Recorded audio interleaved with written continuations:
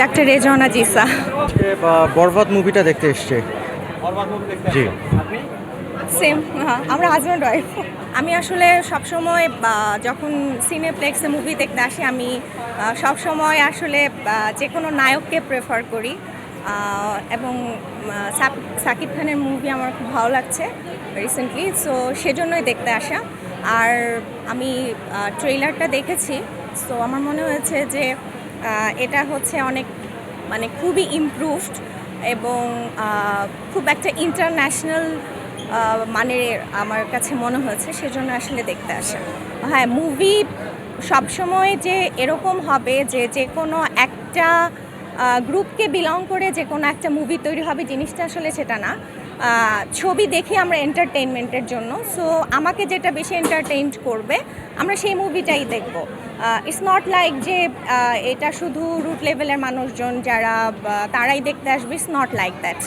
আর যেখানে বাংলাদেশ চলে আসবে, বাংলাদেশের নায়ক সেখানে ইন্টারন্যাশনালি উনি যেই ধরনের মুভিটা করছেন এটাকে আসলে আমাদের সবারই সাপোর্ট করা উচিত।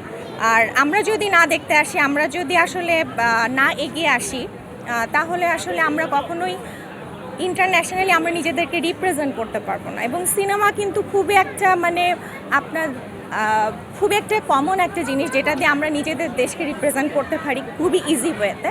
তো আমার মনে হয় যে এই কথাটি আসলে ঠিক না। এখন ভালো মুভি হচ্ছে, সো সবারই আমার মনে হয় হলে এসে মুভি দেখা উচিত। এবং এখানকার পরিবেশ তো অনেক ভালো, আর যেহেতু সব কিছুই খুব ভালো সেজন্যই আমরা আসলে এসেছি মুভিটা দেখার জন্য। বেসিক্যালি যেটা হয়েছে যে ফার্স্ট অফ অল হচ্ছে আপনার নায়ক সাকিব খান। সো বাংলাদেশে বর্তমানে যে পরিমাণ মুভি হচ্ছে, সো যে লাইক আমরা যদি বাইরের দেশেরটা কম্পেয়ার করি, ইন্ডিয়া বা অন্যান্য ইউএসএর আমরা যদি মুভি কম্পেয়ার করি, তো বাংলাদেশের মুভিগুলো এখন অনেকাংশ হচ্ছে আপনার ডেভেলপ হচ্ছে। সো এই ডেভেলপমেন্টটা দেখা যাচ্ছে যে ম্যাক্সিমামই এখন যে সাকিব খানের যে কোনো মুভি বের হচ্ছে, সো ওই ডেভেলপমেন্টটা বাংলাদেশের মুভিগুলোতে দেখা যাচ্ছে। আরও যেমন আপনার মুভি আরও বের হচ্ছে, দাগি, তারপর সো সব কোটাতে আসছে, বাট সিরিয়ালটাই আগে চলে এসে প্রায়োরিটি হচ্ছে সাকিব খানের আগে। সো এটার জন্য আর কি আগে চুজ করা।